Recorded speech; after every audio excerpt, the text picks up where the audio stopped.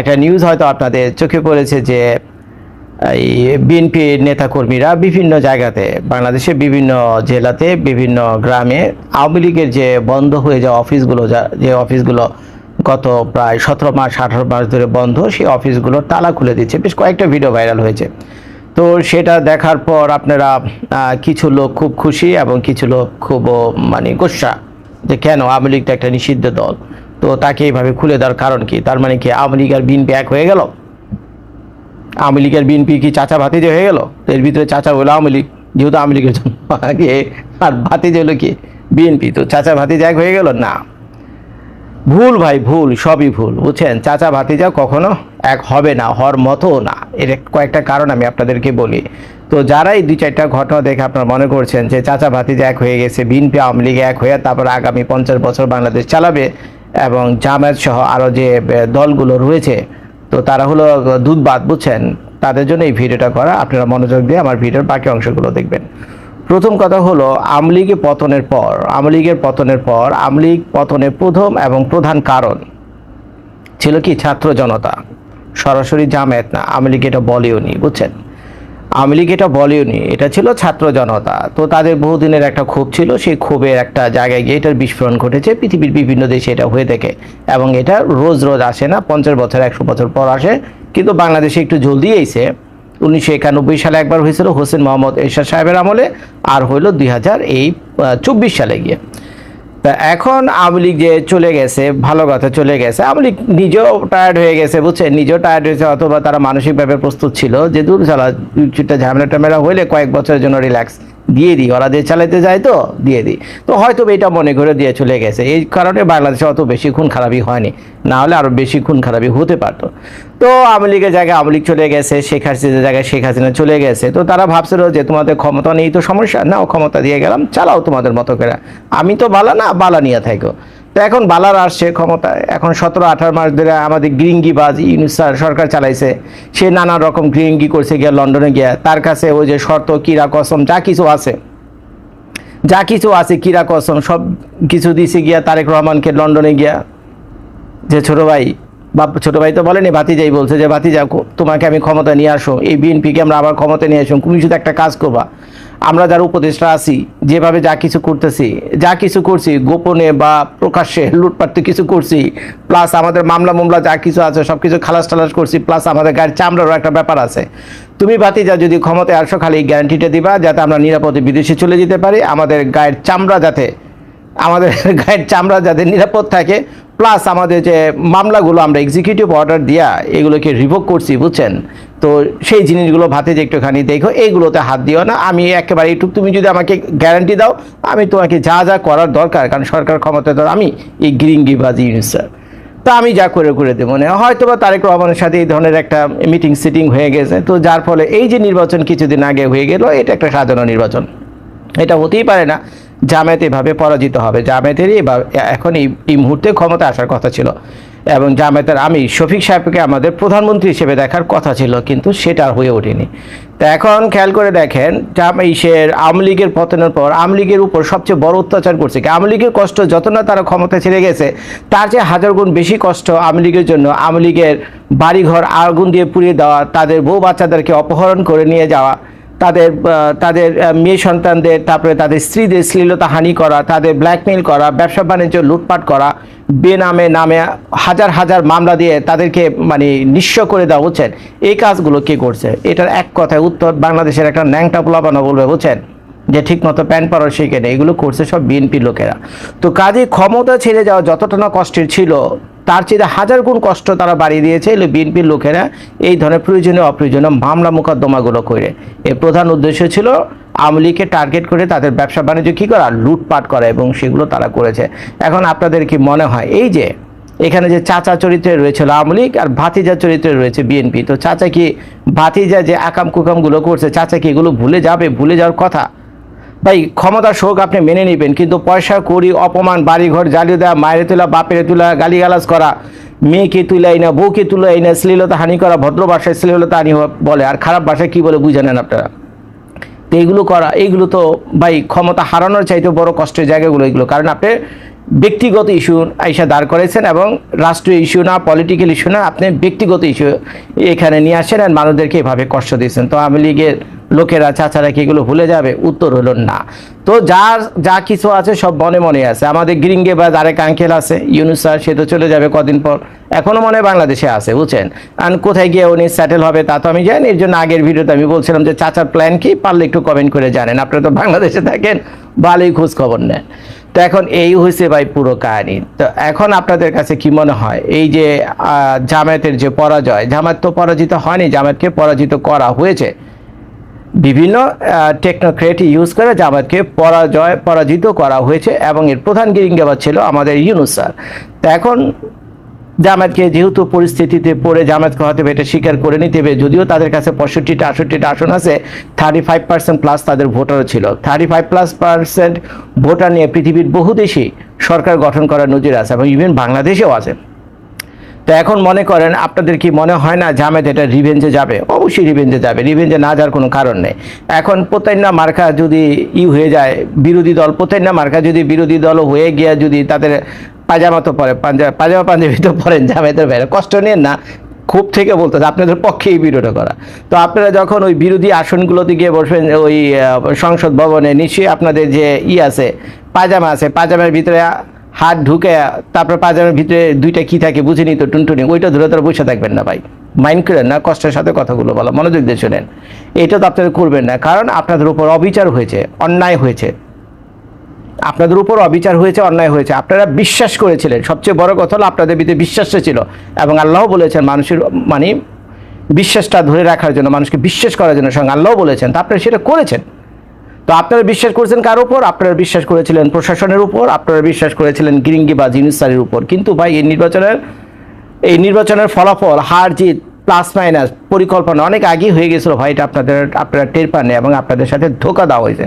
তো যার ফলে এই পাতানো নির্বাচন আপনারা হেরে গেছেন। এখন যেটা আপনাদের করতে হবে, একটা জিনিস খেয়াল করে দেখেন, আওয়ামী লীগের সাথে জামায়াতের একটাই শুধু শত্রুতা, ওই 1971 সাল নিয়ে। তো আমি যতদূর মনে করি যে 2025 সাল 2026 সাল এসে আওয়ামী লীগের সাথে এই 1971 সালের ইস্যুটা অনেকটাই সমাধান হওয়ার মতো বা সমাধান হয়ে যাবে। কিন্তু আমাদের ইউনুস স্যার গিরিঙ্গিবাজি কইরা যে বিএনপির ক্ষমতা নিয়ে আসে, কিন্তু তাকেও শান্তিতে থাকতে দেওয়া যাবে না, বুঝছেন, তাকেও শান্তিতে থাকতে দেওয়া যাবে না। আগামী 5টা বছর তাদের জীবনকে জাহান্নাম করে দেওয়ার জন্য যা যা করণীয়, যা যা করা দরকার, আমার বিশ্বাস জামায়াত সেটা করবে, তাদের জীবনকে জাহান্নাম বানিয়ে দেওয়ার জন্য, তেজপাতা করে দেওয়ার জন্য, যেটাকে আরেক ভাষায় বলে। এবং এর জন্য জামায়াত একা পারবে না, জামায়াতের সাথে কারে দরকার? আরেক গ্রিঙ্গিবাজ, বুঝছেন, ভালো অর্থে বলতেছে, খারাপ বাজে না, আরে কঠিন গ্রিঙ্গিবাজ, এর উপর আর হয় না, বুঝছেন, এটা প্রমাণিত। সেটা হলো আওয়ামী লীগ, বুঝছেন। আওয়ামী লীগ আপনারা দাফন করেছেন কবরস্থানে, তাই না? ছোটবেলায় ছোটবেলায় ইংলিশ মুভি দেখতাম, বুঝছেন, কবর ফাইটা জিন্দা লাশ বেরিতেছে, কি বেরিয়েছে, কবর ফাইটা জিন্দা লাশ বেরিতেছে ভাই। ওই আমলে যখন দেখতাম আমার বিচ্ছি শুধু কেঁপে উঠতো, বুঝছেন, ভয়ে। তখন আমার বয়সও ছোট, বাংলাদেশে তখন এইসব ডিভিডি এগুলো ছিল না। ওই পুরোনো আমলের ভিসিপি একটা ছিল, আপনারা যারা ওই আমলে 1990, 92, 88 সালের কথা আমি বলতেছি, তো যারা ওই সময় তারা জানবেন এই ভিসিপি কী জিনিস। ছোট্ট একটা ভিসিপি ছিল, ওইটার ভিতরে ওই ফিতা লাগানো একটা ভিসিআর টাইপের কি ক্যাসেট কি বলে, কি নাম, ক্যাসেটের নামটা ভুলে গেছি, বুঝছেন, ওই অডিও ক্যাসেটের মতো, বুঝছেন, ওইটা ঢুকলে ফিতা দিয়ে ওইটা চলতো ওই আমলে। এই পোলাপান এগুলো দেখেননি। তো সেই আমলে আমরা ওই ইংলিশ মুভি দেখতাম যে মাটি ফাইটা জিন্দা লাশ উঠতেছে, বুঝছেন, মাটি ফাইটা জিন্দা লাশ উঠতেছে। তো এখন আওয়ামী লীগ এখন এই জামায়াতের কি করতে হবে? জামায়াতের যদি এখন প্রতিশোধ নিতে হয়, তাহলে এই যে কবর দিয়ে আসা, এই কিছুদিন আগে কবর দিয়ে এসে না আওয়ামী লীগের, সেই আওয়ামী লীগের কবরে গিয়ে কি করতে হবে? পানি দিতে হবে। কি করতে হবে?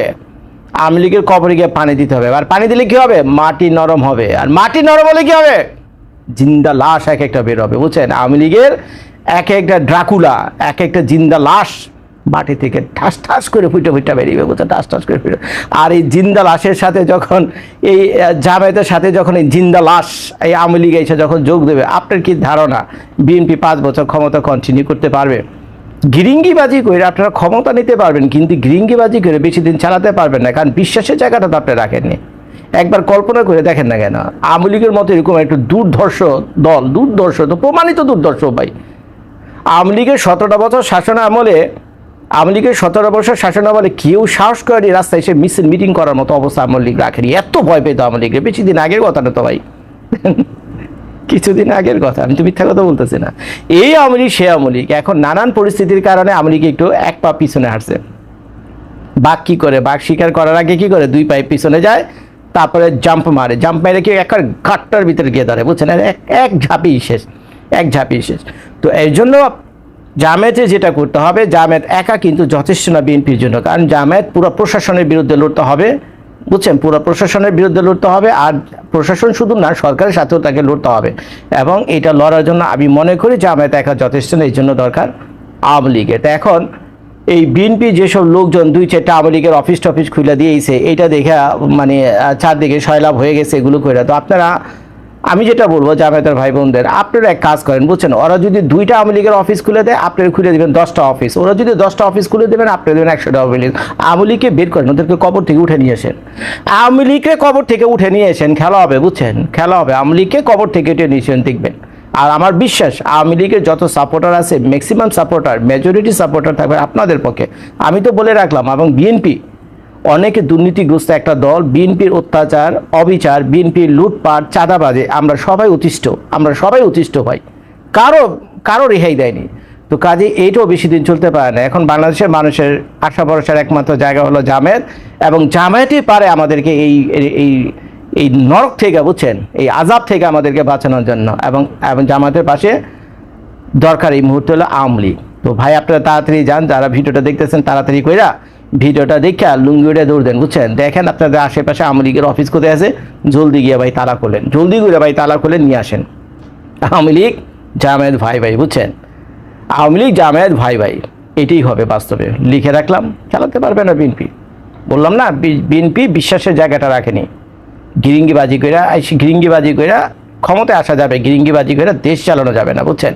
আমি এখনো মনে করি বাংলাদেশের মেজরিটি পিপলের সাপোর্ট রয়েছে হলো জামায়াতের উপর এবং আওয়ামী লীগের উপর। যদি জামায়াত আর আওয়ামী লীগ এক হয়ে যায়, তাহলে তাদের মেজরিটি সাপোর্ট নিঃসন্দেহে জামায়াত এবং আওয়ামী লীগ, এটা বলার অপেক্ষা রাখে না। আসসালামু আলাইকুম দর্শক, গভীর রাতে একটা খুব গুরুত্বপূর্ণ ইস্যুতে আপনাদের সাথে আলোচনায় বসা।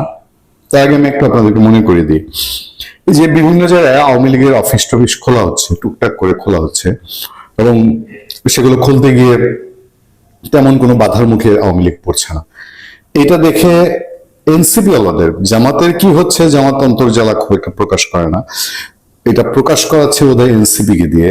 এবং এনসিপি আলাদের যে অন্তর্জালা খুব তীব্র, তারা দেখছে শুধু যে বিএনপি আওয়ামী লীগের পুনর্বাসনের কাজ করছে, আওয়ামী লীগকে পুনর্বাসিত করতে, যে এটা মোকাবেলা করতে হবে, ইউনূসের প্রশাসনের মতন এটা ব্যবস্থা নিতে হবে, আর না হলে তারা রাজনৈতিকভাবে মোকাবেলা করবে। দিনে দিনে কয়দিন সেরে কয় সের। এখনো যদি ইউনূস সরকার যেভাবে পুলিশ প্রশাসন অন্যান্য সবকিছু দিয়ে আওয়ামী লীগের উপরে যে স্টিম রোলার চালিয়েছে, সেটা যদি না হয়, তাহলে বিএনপি যে আওয়ামী লীগের ভোটে ক্ষমতায় গেছে, আওয়ামী লীগের ভোটগুলো তো যোগ হয়েছে, তার সাথে সনাতন ধর্মাবলম্বীদের ভোটগুলো যোগ হয়েছে, তো বিএনপি আওয়ামী লীগের ছাড় দিবে না তো কি এনসিপি রে ছাড় দিবে? আর ওই অবস্থা যদি হয় যে এরপরেও বলে যে এগুলো প্রতিহত করবে, আওয়ামী লীগ রাস্তায় বিএনপি যদি সত্যিকার অর্থে একটা ভালো সিগন্যাল দিয়ে রাস্তায় ছেড়ে দেয় আওয়ামী লীগকে, এনসিপি আলাদের দৌড় কোন পর্যন্ত গিয়ে ঠেকবে? এই প্রশ্নটা রেখে শুরু করি। প্রথমে খবরটা যেটা, সেটা হলো যে এই খবরটা খুব মানে এই সময়ের জন্য নিশ্চিত খুব গুরুত্বপূর্ণ, কারণ বাংলাদেশের রাজনীতিতে কি টার্নিং হচ্ছে। আমি এর আগে আলোচনায় বলেছি যে আওয়ামী লীগ নিয়ে বিএনপিকে একটা দ্রুত সময় সিদ্ধান্ত নিতে হবে, দ্রুত সময় সিদ্ধান্ত না নিলে এটা বেকায়দা পরিস্থিতি তৈরি হবে। জামিনে ঠাকুরগাঁও কারামুক্ত ঠাকুরগাঁয়ের সাবেক এমপি দবিরুল। ঠাকুরগাঁ কার জেলা আপনারা সবাই জানেন, যে বিএনপি মহাসচিব মির্জা ফখরুল ইসলাম আলমগীরের জেলা, এবং তাকেও একরকম জামাতের প্রার্থী চ্যালেঞ্জ করে বসছিল, তিনি জিতে এসেছেন। তারপর বলা ছিল দবিরুলের ছেলে সাবেক এমপি সুজন এখনো দিনাজপুর কারাগারে আছেন। আচ্ছা, গ্রেফতারের 1.5 বছর পর জামিনে কারামুক্ত হয়েছেন ঠাকুরগাঁও 2 আসনের সাবেক সংসদ সদস্য ও আওয়ামী লীগ নেতা দবিরুল ইসলাম। দিনাজপুর জেলা কারাগারের জেলার ফরহাদ সরকার বলেন, বৃহস্পতিবার সন্ধ্যা 7টা 10 মিনিটে কারাগার থেকে মুক্তি পান তিনি। এদিন তার জামিন মঞ্জুর করে ঠাকুরগাঁয়ের একটি আদালত। 2024 সালের 5 আগস্ট গণঅভ্যুত্থানে আওয়ামী লীগ সরকারের পতনের পর জমি দখল ও চাঁদাবাজির মামলায় গ্রেফতার হন 7 বারের সাবেক সংসদ সদস্য দবিরুল ইসলাম। 7 বারের সংসদ সদস্য, তিনি জমি দখল ও চাঁদাবাজির জন্য গ্রেফতার হয়েছিলেন। একই মামলায় তার ছেলে এবং ওই আসনের সাবেক সংসদ সদস্য মাজহারুল ইসলাম সুজন গ্রেফতার হয়েছিলেন, তিনি এখনো দিনাজপুর কারাগারে আছেন। আচ্ছা দেখেন, এই যে এনসিপির লোকজন যে বলে আওয়ামী লীগ পুনর্বাসন হচ্ছে, আওয়ামী লীগ ছেড়ে দেওয়া হচ্ছে, তাহলে এইটা বলে না যে আমরা যেটা বলি যে আপনি আওয়ামী লীগ মানে আপনি জেলে ভরে রাখবেন বছরের পর বছর ধরে? এটা কোন শাসন? আপনি এইটা কেন বলেন না যে আমরা যেটা বলি যে বিচারটা করেন আওয়ামী লীগের? এরা দেখবেন আওয়ামী লীগের বিচারের ব্যাপারে খুব একটা কথা বলে না, মানে বিচারের একটা সঠিক প্রক্রিয়ার মাধ্যমে আওয়ামী লীগের অপরাধীদের বিচার করা হোক, এইটা নিয়ে এনসিপি ওয়ালারা বেশি বলে না। শুধু গড়পড়তা বলে যায় আওয়ামী লীগ পুনর্বাসন হবে, আওয়ামী লীগ পুনর্বাসন হবে। এদিকে কি রাজনীতি হয়? আচ্ছা, দমিলের ভাই বালিয়াডাঙ্গি উপজেলা আওয়ামী লীগের সভাপতি মোহাম্মদ আলী বলেন, দীর্ঘদিন কারাবন্দী থাকায় আমার ভাই দবিরুল ইসলাম অসুস্থ হয়ে পড়েছেন, তাকে উন্নত চিকিৎসার জন্য ঢাকা নেওয়া হয়েছে। তিনি অভিযোগ করেন কারাগারে চিকিৎসার অভাবে দবিরুল গুরুতর অসুস্থ হয়ে পড়েছেন, তার হাঁটাচলা করার শক্তিটুকু নেই। 7 ফেব্রুয়ারি দিনাজপুর জেলা কারাগারে অসুস্থ হয়ে মারা যান ঠাকুরগাঁও 1 আসনের সাবেক সংসদ সদস্য ও আওয়ামী লীগের সভাপতি মণ্ডলীর সদস্য রমেশ চন্দ্র সেন। এতে ইউনূস সরকারের গায়ে আঁচড়ও পড়েনি। এখন এইসব টুকটাক খবরে এনসিপি ওয়ালাদের যা হয়েছে তাদের কথা একটু শুনি। বিএনপি সিগন্যালে আওয়ামী লীগ অফিস খোলা হচ্ছে, নাহিদের হুঁশিয়ারি। জাতীয় নাগরিক পার্টি এনসিপির আহ্বায়ক ও বিরোধী দলীয় চিফ হুইপ নাহিদ ইসলাম বলেছেন, নির্বাচনের পর থেকে দেশের বিভিন্ন জায়গায় কার্যক্রম নিষিদ্ধ আওয়ামী লীগের অফিস খোলার পেছনে বিএনপির গ্রিন সিগন্যাল রয়েছে। বিএনপির কাছ থেকে গ্রিন সিগন্যাল ছাড়া আওয়ামী লীগ এটা করার সাহস পেত না। আওয়ামী লীগের রাজনীতিকে পুনর্বাসনের চেষ্টা করা হলে তা কঠোরভাবে প্রতিহত করা হবে বলেও হুঁশিয়ারি দেন নাহিদ ইসলাম। তিনি একটা প্রেস কনফারেন্সে তিনি এটা জানান।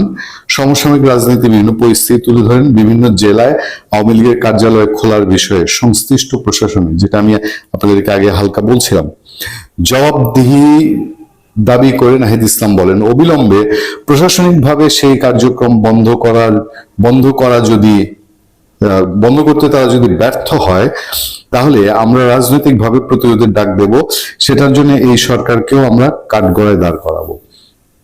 মানে প্রশাসন ইউনূস সরকারের সময় যে আচরণ করেছে, যে আওয়ামী লীগের কার্যালয়, এখানে অপরাধী থাক না থাক, ওইটা গিয়ে কেউ ভাইঙা দেখ, ওইটা উড়ায় ফেলুক, গুড়ায় ফেলুক, 32 নম্বর ভাইঙা ফেলুক, প্রশাসন চুপ তো থাকবেই, উল্টা সহযোগিতা করবে। নাহিদের আবদার, ওনাদের যে ফেভারিট, ওনাদের দলের যিনি অন্যতম ফাউন্ডার, আমরা বলবো যে ফাউন্ডার ডক্টর ইউনূস আমলে যা ছিল, ওনারা এখনো তাই চাচ্ছেন, সেই মবের মূল্য আর কি। এবং তারপরে তিনি মবের একটা হুমকি দিয়েছেন, আমার কাছে মনে হয়েছে কিছুটা সেরকম। দেখেন, তিনি বলছেন যে আওয়ামী লীগের কার্যালয় করেছে, অবিলম্বে প্রশ্ন না নিলে তারা প্রতিরোধের ডাক দেবে। সেটার জন্য এই সরকার এবং আওয়ামী লীগের কার্যালয় খোলার বিষয়টিকে ব্যাপকভাবে প্রচার করায় কিছু গণমাধ্যমের ভূমিকা নিয়ে প্রশ্ন তুলেন তিনি। নতুন সরকার গঠনের সঙ্গে সঙ্গে গণমাধ্যমের স্বাধীনতার উপর হস্তক্ষেপ শুরু হয়েছে। এটা কি শুধু বলছে জানেন, বাসসের প্রধান তাকে সরিয়ে দিয়েছে, তিনি মপ করে ঢুকেছিলেন বাসসের এমডি, আবার মবের মাধ্যমে তিনি আজকে বের হয়ে গেলেন, মানে ট্রিট ফর ট্রিট যাকে বলা হয় আর কি। তো এই জিনিসটাও তারা এখন বলছে, মানে তো আওয়ামী লীগের পিরিয়ড যাওয়ার পরে যখন মবগুলা করে আপনারা সেগুলো দখল করেছেন বা সময় টিভি দখল করেছেন, তখন তো আর এই আজকের বয়ান শোনা যায়নি। যাই হোক, আওয়ামী লীগের প্রবীণ বয়স্ক নেতা জামিন পেয়েছেন এবং বিএনপি গভর্নমেন্টের সিগন্যাল কি না সিগন্যাল সেটা আমাদের বোঝা জানার আসলে অতটা প্রয়োজনে নেই। আমরা অপেক্ষায় থাকবো দেখার জন্য যে এই ধরনের 80-তে পর বৃদ্ধ মানুষগুলো এবং যারা বিনা বিচারে এইসব আজগুবি ভুতুরে মামলায় জেলে আছেন, তাদের ব্যাপারে সরকার কি সিদ্ধান্ত নেয়। ভালো থাকবেন, সুস্থ থাকবেন, আপনার সাথে আতিক রহমান পূর্ণিয়া। তবে আবারও মনে করে দিই, আওয়ামী লীগের সময়ে বহু অপরাধী অপরাধ করেছে, সেই অপরাধীরা সাজা পাক, এটা সবসময় আমাদের স্ট্যান্ড থাকবে।